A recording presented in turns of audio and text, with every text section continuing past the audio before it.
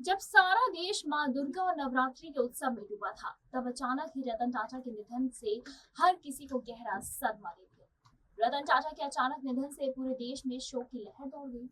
बुधवार 9 अक्टूबर को रात 11 बजे रतन टाटा ने मुंबई के बीच कैंडी हॉस्पिटल में आखिरी सांस ली। प्रधानमंत्री नरेंद्र मोदी से लेकर कई फिल्मी और राजनीतिक हस्तियों ने रतन टाटा के निधन पर शोक जताया और उन्हें भावभीनी श्रद्धांजलि दी। एक्स गर्लफ्रेंड, खास दोस्त और एक्ट्रेस सिमी ग्रेवाल को भी रतन टाटा के निधन से बहुत बड़ा झटका लगा। सिमी ग्रेवाल कभी रतन टाटा से प्यार करती थी और अच्छा दोस्त उन्हें मानती थी। पर क्या पता था कि उनका ये दोस्त 86 साल की उम्र में ही अचानक इस दुनिया को अलविदा कह जाएगा। सिमी ग्रेवाल ने अपने ट्विटर हैंडल यानी कि अपने ट्विटर अकाउंट पर अपने शो रेंडमेजर्स विद सिमी ग्रेवाल से रतन टाटा के साथ वाली तस्वीर को शेयर किया। और रतन टाटा कभी सिमी ग्रेवाल के शो का हिस्सा भी बने थे और उसमें अपनी जिंदगी के बारे में दिलचस्प सा खुलासे उन्होंने किए थे। लेकिन तस्वीर शेयर करते हुए सिमी ग्रेवाल ने क्या कुछ लिखा, आइए एक नजर डालते हैं उसमें।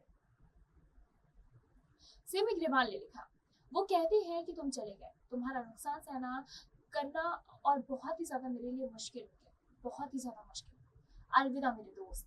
सिमी ग्रेवाल कभी रतन टाटा से बेहद प्यार करती थी। ये बात उन्होंने साल 2011 में हमारे सहयोगी बताते चले कि मीडिया रिपोर्ट्स के मुताबिक एक इंटरव्यू में उन्होंने कबूल की थी। सिमी ग्रेवाल से रतन टाटा संग उनके कनेक्शन को लेकर जब सवाल पूछा गया तो जवाब में एक्ट्रेस ने कहा था कि उन्होंने कुछ वक्त के लिए ही रतन टाटा को डेट किया था, बाद में उनका ब्रेकअप हो गया, पर वो हमेशा अच्छे दोस्त रहे। और सिमी ग्रेवाल ने रतन टाटा की तारीफ करते हुए ये भी कहा था कि उनका और मेरा लंबा रिश्ता रहा, वो एक परफेक्ट है और सेंस ऑफ ह्यूमर उनका कमाल का है, वो एक परफेक्ट जेंटलमैन है।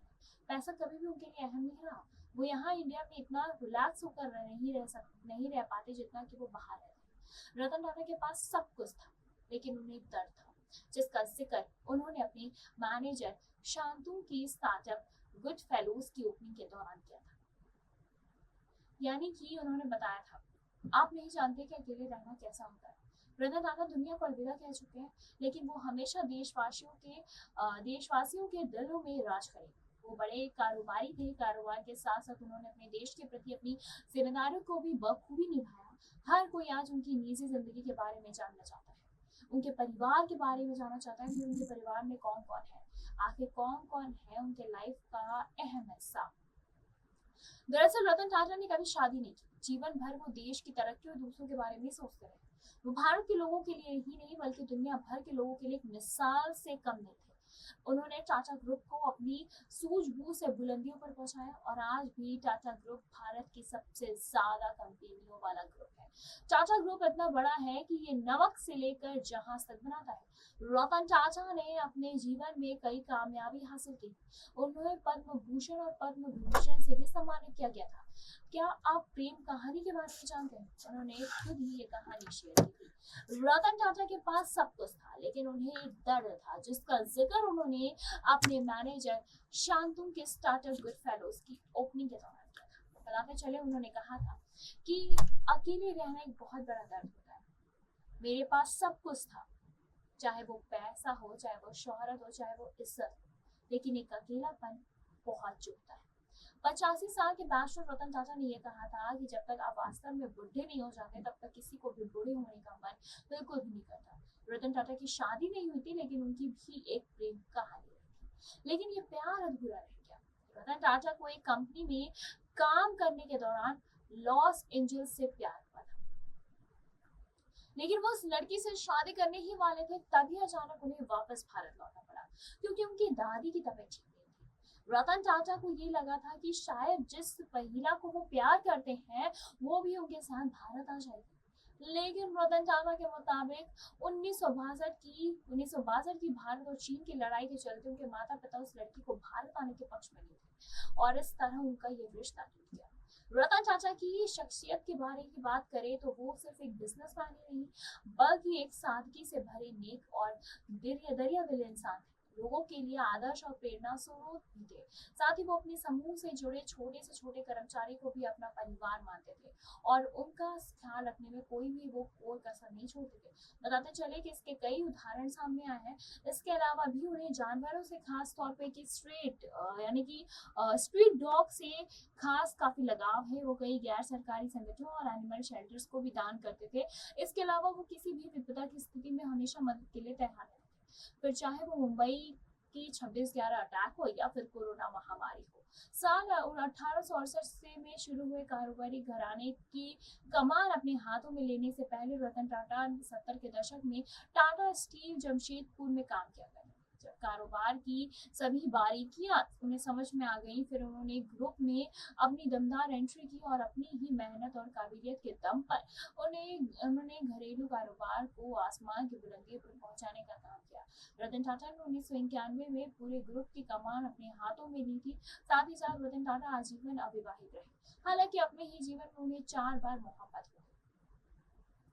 एक इंटरव्यू के दौरान खुद रतन टाटा ने अपनी लव लाइफ के बारे में खुलासा किया है। रतन टाटा अब हमारे बीच नहीं है, लेकिन देश के उद्योग जगत के सबसे नायाब रतन यानी कि रतन टाटा की ने उम्र से जुड़ी बीमारी के बाद 86 वर्ष की उम्र में मुंबई में अंतिम सांस ली। सोमवार को वो स्वास्थ्य जांच के लिए अस्पताल में भर्ती हुए थे। बाद में उन्होंने ही आईसीयू में भर्ती होने के दावों का खंडन कर दिया था। हालांकि बुधवार को उन्हें एक बार फिर अस्पताल में ही भर्ती कराया गया था और डॉक्टरों की टीम के तमाम कोशिशों के बाद भी उन्हें नहीं बचाया जा सका।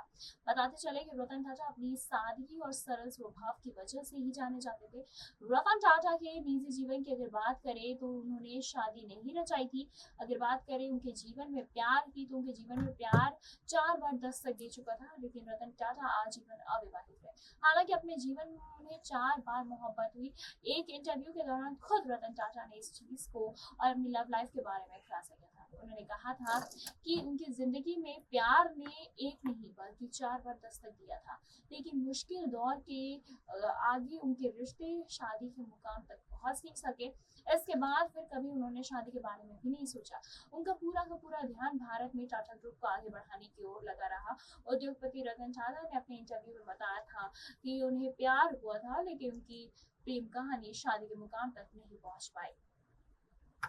उन्होंने ये भी कहा कि शादी नहीं करने का फैसला उनके लिए ठीक साबित हुआ। साथ ही साथ क्योंकि अगर उन्होंने शादी कर ली होती तो स्थिति काफी ही ज्यादा जटिल हो जाती। उन्होंने कहा था कि अगर आप पूछे कि क्या मैंने कभी दिल लगाया था, तो आपको बता दूं कि मैंने 4 बार शादी करने के लिए गंभीर हुआ और हर बार किसी न किसी डर से मैं पीछे हट गया। अपने प्यार के दिनों के बारे में टाटा ने कहा कि जब मैं अमेरिका में काम कर रहा था तो शायद ही मैं प्यार को लेकर सबसे ज्यादा सीरियस हो गया था और हम काफी ज्यादा केवल इसीलिए शादी नहीं कर सके क्योंकि मैं वापस भारत आ गया था।